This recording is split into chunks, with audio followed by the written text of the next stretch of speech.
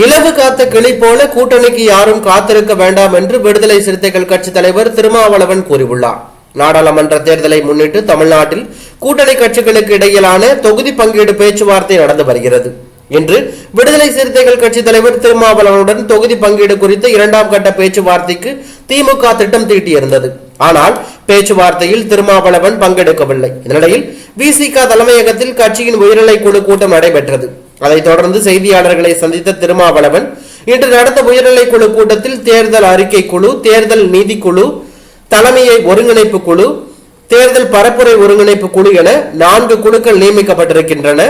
உயர்நிலை குழு கூட்டம் முடிவதற்கு தாமதமானதால் திமுக கூட்டணி தொகுதி பங்கீடு குறித்த பேச்சுவார்த்தையை இன்னொரு நாளைக்கு மாற்றி திட்டமிட்டிருக்கிறோம். இது தொடர்பாக தொகுதி பங்கீடு குறித்த பேச்சுவார்த்தை நடத்த நியமிக்கப்பட்டிருக்கும் அமைச்சரிடம் தகவல் தெரிவிக்கப்பட்டது.